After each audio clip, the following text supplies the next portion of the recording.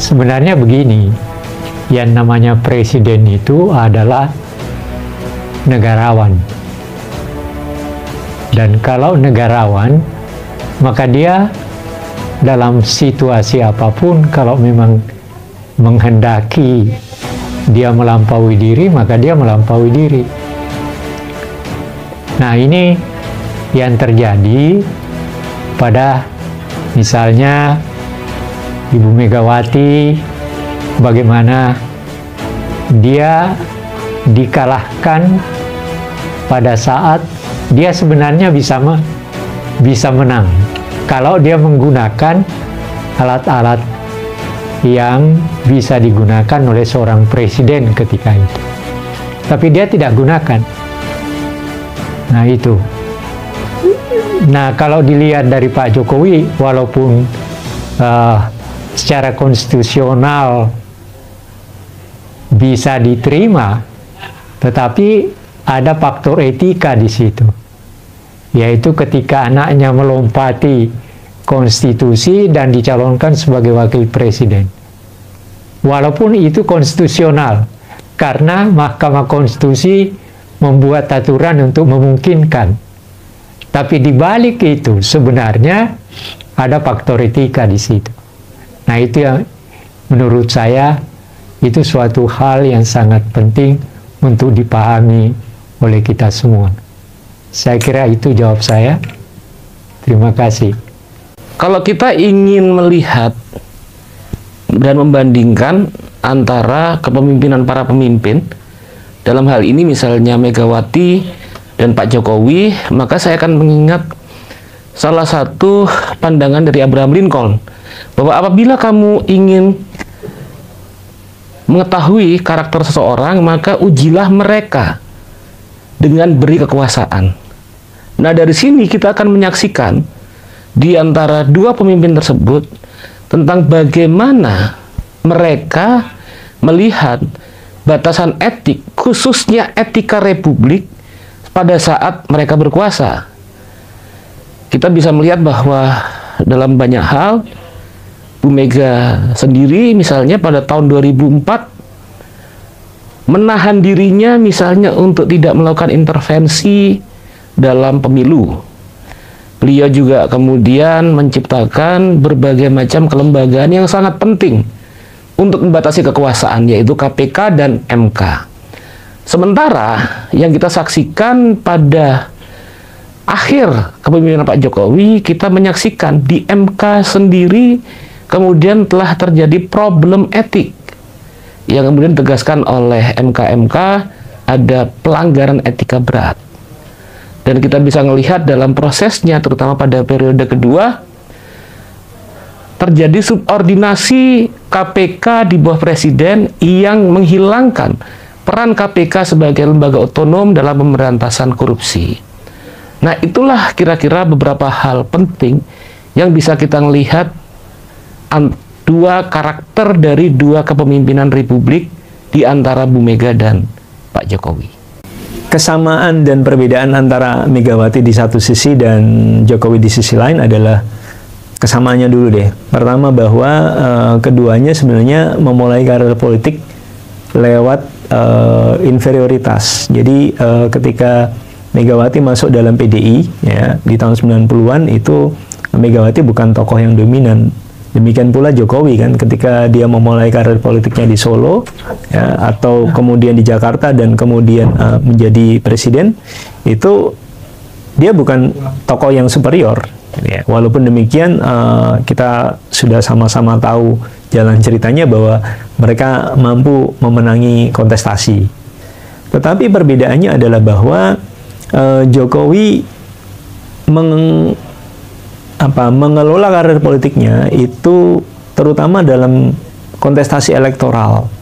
Jadi kalau Megawati itu mencapai, boleh dibilang mencapai puncak karirnya itu kan ketika menjadi presiden ya di tahun 2001. Tetapi jauh sebelumnya karir politik Megawati sudah dibangun lewat banyak sekali pertarungan, tidak hanya di dalam tetapi juga di luar partai politik. Sehingga saya bisa mengatakan bahwa Megawati itu dibesarkan oleh pertarungan kekuasaan, ya, baik pada level partai maupun pada level presidensial. Ini bedanya dibandingkan Jokowi. Jokowi nyaris tidak pernah mengelola suatu partai politik, ya, sehingga Jokowi itu boleh dibilang dibesarkan oleh citra politik yang dia bangun. Ini berbeda misalnya kalau kita bicara tentang reputasi. Maka tidak mengherankan kalau Jokowi itu disebut oleh Ben Bland sebagai man of contradiction. Karena kita mendapati ada banyak kontradiksi, ya, pada karakter politik yang dikembangkan oleh Jokowi.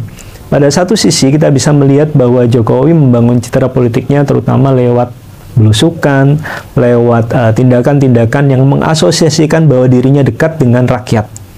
Asosiasi semacam itu bisa dibenarkan dalam konteks fisikal karena memang Jokowi menjadi lebih dekat dengan rakyat. Tetapi dalam konteks ideasional, Jokowi jauh dari rakyat. Justru kalau tadi ada upaya untuk mengasosiasikan Jokowi lewat tindakan-tindakan politiknya untuk belusukan itu sebagai dekat dengan rakyat, saya pikir kesalahan terpenting Jokowi adalah disosiasi yang dia lakukan terhadap ide reformasi. Bukankah reformasi itu mengamanatkan kepada kita anti terhadap korupsi, kolusi, dan nepotisme? Ya, sesuatu yang menjadi gejala lazim hari ini. Bukankah reformasi juga mengamanatkan demokratisasi yang di dalamnya ada supremasi sipil? Tetapi kita bisa melihat bahwa aparatur negara, ya, aktif terlibat dalam politik dan itu sungguh mengganggu. Maka saya bisa mengatakan bahwa alih-alih menjadi pendekar demokrasi, hari ini kita bisa melihat Jokowi adalah benalu bagi demokrasi nasional karena dia menikmati popularitas elektoral. Tetapi pada saat yang sama, dia justru melakukan penggerogotan terhadap bangunan demokrasi yang rapuh ini. Begitu.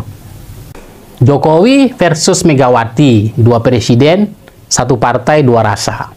Menarik untuk melihat sosok Jokowi dan Megawati dalam posisi sebagai mantan presiden dan kemudian presiden yang sekarang sedang menjabat.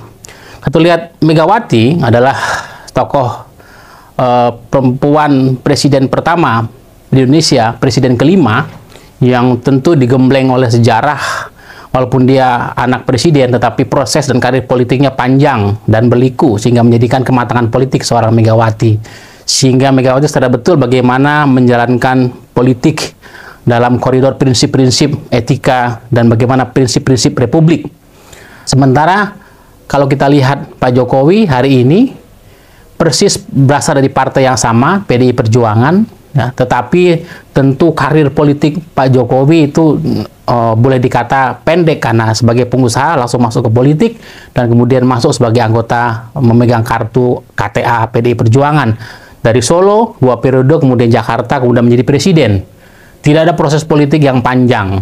Nah, kemudian sebagai pedagang juga melihat bagaimana peluang-peluang politik lebih dimanfaatkan untuk secara maksimal. Yang secara singkat kita hari ini membandingkan, sebenarnya bukan membandingkan, membaca bagaimana gaya kepemimpinan kedua orang ini. Bu Mega dengan semua jalan panjang berpolitik, ya, sejak zaman muda, zaman Soeharto, digembleng, hari ini menjadikan Mega seorang sosok yang kuat, tetapi juga memegang prinsip-prinsip dalam berpolitik, bernegara, dan berkonstitusi. Tentu Bu Mega sangat kuat dan sangat teguh memegang prinsip-prinsip itu. Bahkan ketika isu perpanjangan masa jabatan presiden, isu akan amandemen konstitusi, ketika semua tokoh-tokoh elit politik memberikan ruang, peluang, Megawati dengan tegas, tegak lurus, dan kemudian bagaimana jabatan presiden diperlu pembatasan kemudian 2 periode. Tetap tegas Megawati menjaga demokrasi, kemudian taat pada konstitusi. Teladan kepemimpinan dari Bu Megawati kemudian Pak Jokowi, tentu banyak prestasinya. Pak Jokowi dengan 9 tahun membangun infrastruktur, majuan ekonomi yang juga luar biasa, tapi dalam praktik berpolitik, bernegara, dalam kepemiluan kita hari ini, kita harus akui bahwa Pak Jokowi tidak memberikan teladan yang baik. Pesannya, sebuah perjuangan politik adalah perjuangan berpihak pada prinsip dan nilai demokrasi. Karena itu, teladan bernegara, berpolitik, dan berkonstitusi harus menjadi pesan untuk pemilu 2024 yang jujur, adil, berintegritas, dan bermartabat. Merdeka!